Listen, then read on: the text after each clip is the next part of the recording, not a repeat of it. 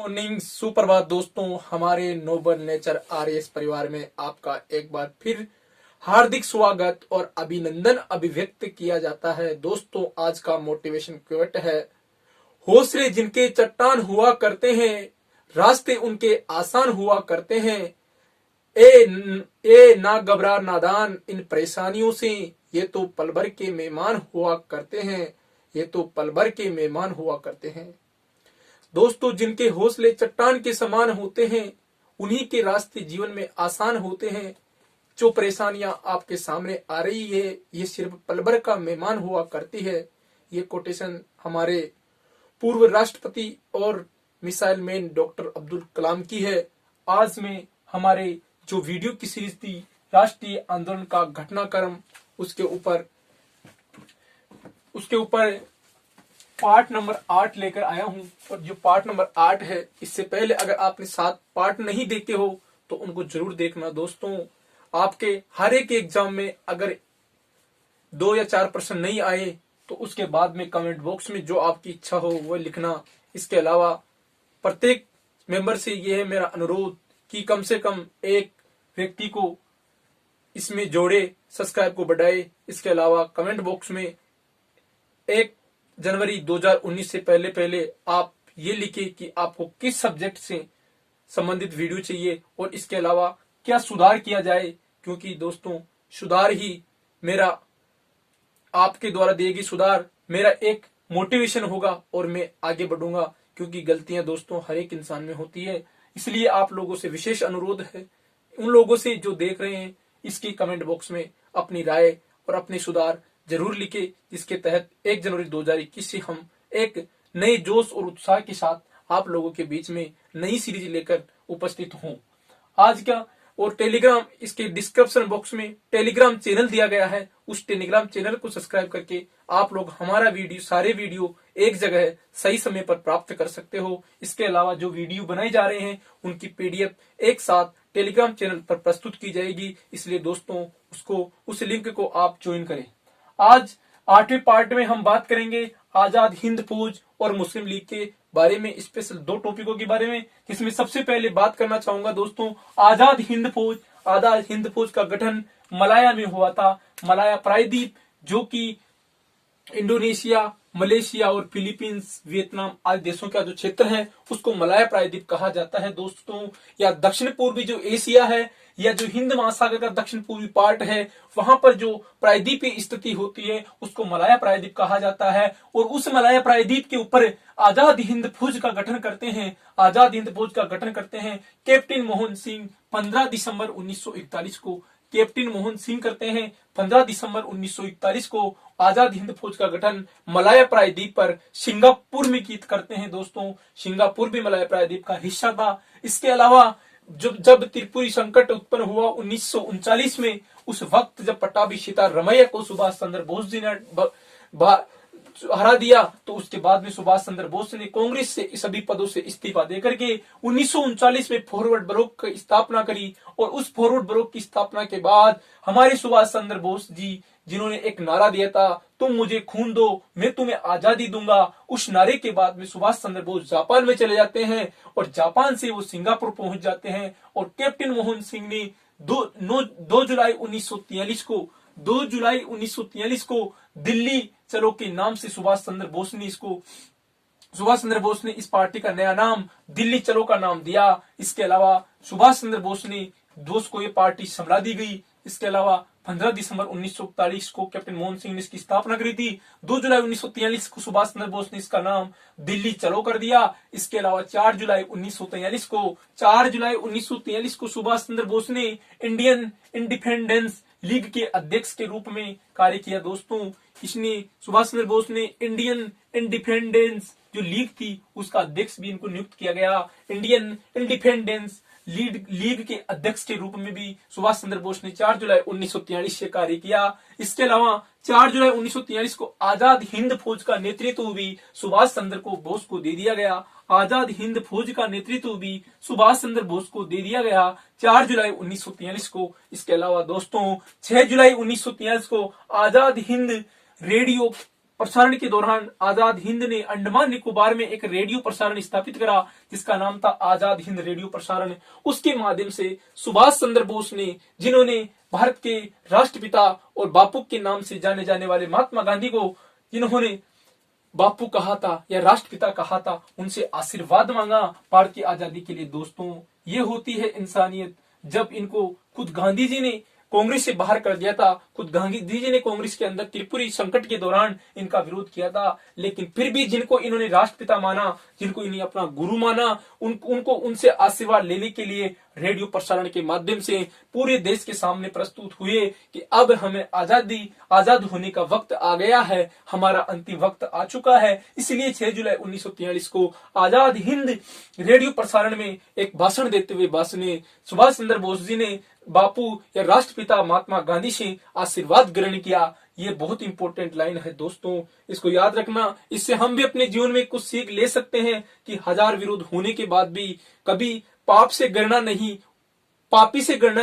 पाप से की जानी ही चाहिए गिरना, जो कि हमारे राष्ट्रपिता महात्मा गांधी का संदेश था। दोस्तों, उसी संदेश को मानते हुए बापू से सुभाष चंद्र बोस ने हजार बार विरोध होने के बाद भी 6 जुलाई 1943 को अपना आशीर्वाद ग्रहण किया भारत की आजादी के लिए। दोस्तों, यही होती है इंसानियत कि पापी से नहीं, पाप से घृणा होनी चाहिए इंसान को हमेशा। इसके अलावा 18 अप्रैल 1944 को मणिपुर में एक मोइरांग क्षेत्र है, आज भी है ये, यहाँ पर आजाद हिंद फौज ने स्वतंत्रता का झंडा पहनाया था। आजाद हिंद फौज ने 18 अप्रैल 1944 को मणिपुर के मोइरंग नामक स्थान पर आजाद हिंद फौज ने पहली बार स्वतंत्रता का झंडा फहराया था। इसके अलावा दोस्तों, मैंने आपको बताया था कि आजाद हिंद फौज ने अंडमान निकोबार में समानांतर सरकार का गठन किया था। इसके पहले उन्होंने जापान में किया था, लेकिन जब सुभाष चंद्र बोस जी अपने जीवन के अंतिम पड़ाव में थे 1944 के आसपास,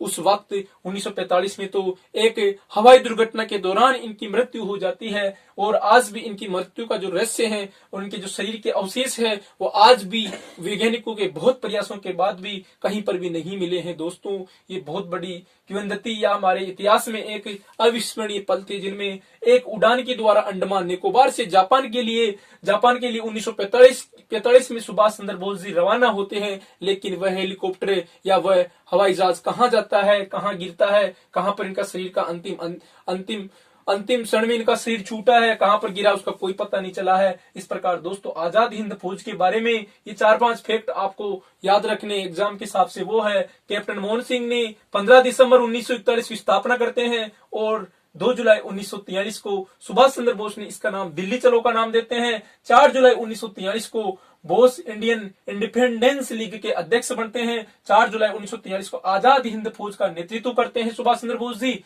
4 जुलाई 1943 को। और 4 जुलाई 1943 के उपलक्ष्य में ही 4 जुलाई 2019 में नरेंद्र मोदी ने सुभाष चंद्र बोस जी को श्रद्धांजलि देते हुए 3 द्वीप थे हमारे अंडमान निकोबार में, उनका नाम सुभाष चंद्र बोस और इनकी जो आजाद हिंद फौज है इसके नाम पर रखा है। दोस्तों, उन तीनों द्वीपों को यहाँ पर मैंने लिखा तो नहीं, लेकिन बाद में कभी किसी वीडियो में जिक्र कर दूंगा। इसके अलावा आपको भी उन तीनों द्वीपों की जो नए नाम लीग और बोस के नाम पर किए गए हैं उनके अकॉर्डिंग याद कर लेना।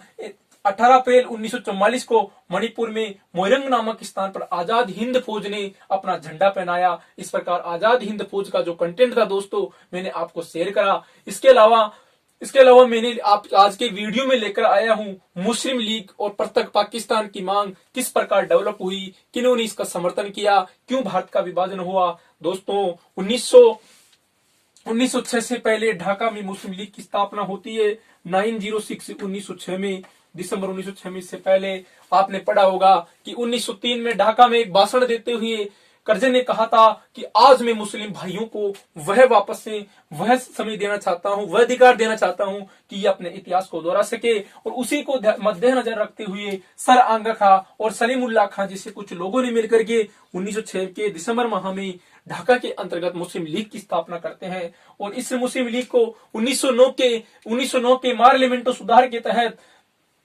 अलग पृथक निर्वाचन क्षेत्र मिल जाते हैं और इसके बाद में मुस्लिम लीग एक अपना अलग दृष्टि से नजरिया देखने लग जाती है। लेकिन 1916 में फिर एक प्रयास होता है और 1916 के प्रयासों में लखनऊ अधिवेशन के दौरान मुस्लिम लीग के जो पृथक निर्वाचन था उसको कांग्रेस ने मान लिया था, जो कि हमारे इतिहास में हमारे कांग्रेस के द्वारा पहली भूल थी कि उन्होंने इनको पृथक निर्वाचन मानने के लिए तैयार हो गए और लखनऊ पैक्ट हुआ जिसमें मुस्लिम लीग और कांग्रेस को एक माना गया। उसके बाद में 1919 के भारत शासन अधिनियम में अंग्रेजों ने मुसलमानों के अलावा सिखों को, ईसाइयों को आदि लोगों को भी अलग से पृथक निर्वाचन क्षेत्र प्रदान कर दिए। इसके बाद में तो हमारे देश में जो पृथक क्षेत्र था उसके लिए जो मांग उठने लगी वो एक प्रचंड स्तर पर तैयार हो गया। उसके बाद में बात करें दोस्तों 1930 में, तो 1930 में एक इलाहाबाद अधिवेशन होता है मुस्लिम लीग का। इलाहाबाद अधिवेशन 1930 में होता है और इस इलाहाबाद अधिवेशन में इकबाल एक उर्दू कविता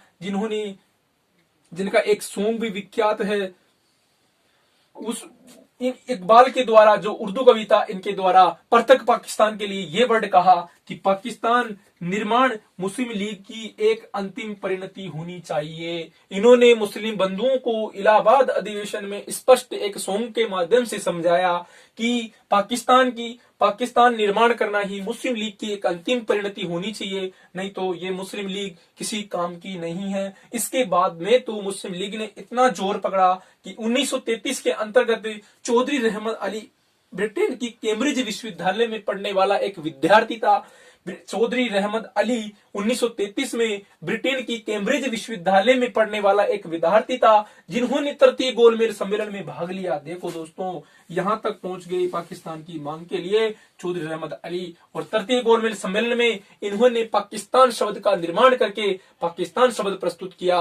पाकिस्तान में जो शब्द आपको मिलते हैं जैसे कि पी का मतलब होता है पंजाब, पाकिस्तान में पी का मतलब पंजाब हो गया, के का मतलब कश्मीर हो गया, के पाकिस्तान, कश्मीर हो गया, पी का मतलब पंजाब, के का मतलब कश्मीर, और स्थान का मतलब बलूचिस्तान, और एस का मतलब सिंध, एस का मतलब सिंध हो गया, के का मतलब कश्मीर हो गया, पी का मतलब पाकिस्तान, पी का मतलब पंजाब हो गया, और स्थान का मतलब बलूचिस्तान हो गया, स्थान का मतलब बलूचिस्तान हो गया। इस प्रकार इसने चौधरी रहमत अली ने चार शब्द मिलाकर के पाकिस्तान शब्द बनाया। पंजाब, कश्मीर, सिंध और बलूचिस्तान को मिलाकर के पाकिस्तान वर्ड का गठन किया, जो कि कैम्ब्रिज विश्वविद्यालय का विद्यार्थी था। और इसने पहली बार तृतीय गोलमेज सम्मेलन में एक पर्चा बंटवाया जिसका नाम था दोस्तों, उस पर्चे का नाम था पृथक पाकिस्तान प्रस्ताव पास।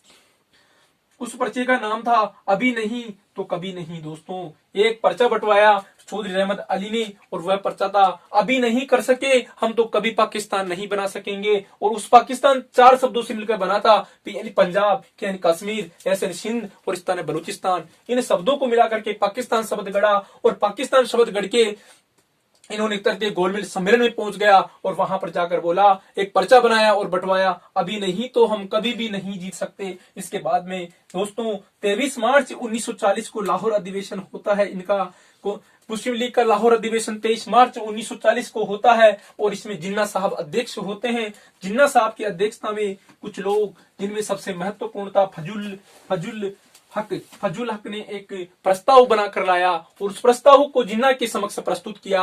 उस प्रस्ताव को जिन्ना के समक्ष प्रस्तुत किया जो था प्रत्येक पाकिस्तान का प्रस्ताव। ये प्रस्ताव यहाँ पर यह प्रस्ताव प्रस्तुत करने का रीजन था दोस्तों, फजल उल्लाह खां ने इसलिए प्रस्तुत किया क्योंकि फजल उल्लाह खां और नेहरू दोनों संयुक्त प्रांत से बिलोंग करते थे और संयुक्त प्रांत में जब 1935 के शासन अधिनियम के तहत 1937 में चुनाव हो रहे थे, उस वक्त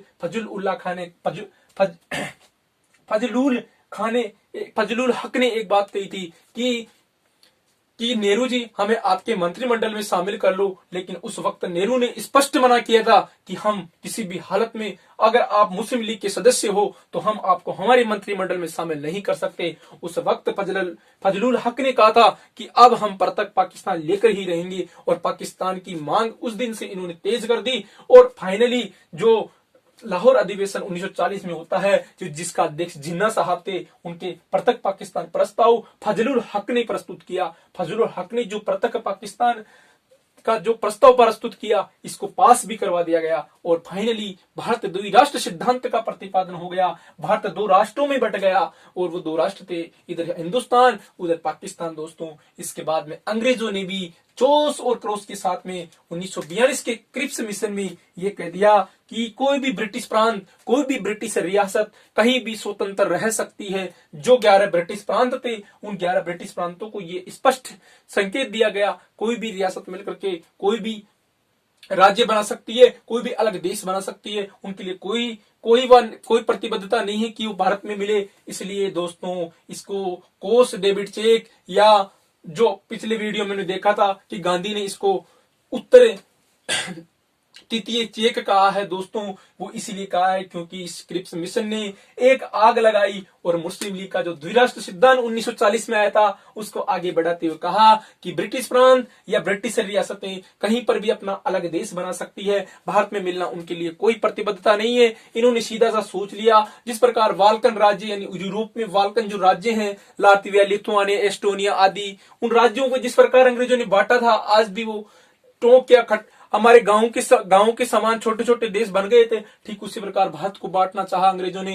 लेकिन भारत में फिर भी आज ऐसी स्थिति है कि भारत और पाकिस्तान और बांग्लादेश 3 ही राष्ट्र बन सके, उससे ज्यादा राष्ट्र नहीं बन पाए। उसका भी रीजन हम अगले वीडियो में जान पाएंगे। लेकिन क्रिप्स मिशन ने कहीं ना कहीं मुस्लिम लीग को बहुत बहुत उत्साहित किया और पृथक पाकिस्तान की मांग को स्वीकार कर लिया अंग्रेजों ने। उसके बाद में दोस्तों 23 मार्च 1943 को कराची में अधिवेशन होता है मुस्लिम लीग का, और इस कराची अधिवेशन में मुस्लिम लीग ने बांटो और छोड़ो का नारा दे दिया दोस्तों। फाइनली इन्होंने कहा हमें बांटो और छोड़ो का नारा। जिस प्रकार 2 भाई होते हैं एक परिवार में, उन 2 भाइयों में दूसरों के द्वारा जंग लगा दी जाती है, एक दूसरों को बहकाया फुसलाया जाता है और अंत में ये परिणति होती है कि एक भाई कहता है हमें बांटो और हमें छोड़ो, हमें पृथक ही रहना है। ठीक उसी प्रकार फाइनली जो जिन्ना साहब, जिन्होंने 1919 के अंदर जो असहयोग आंदोलन और खिलाफत आंदोलन एक साथ हुए थे, उन आंदोलन में कहा था आप मुस्लिम होने से पहले एक हिंदुस्तानी हो या एक भारतीय हो।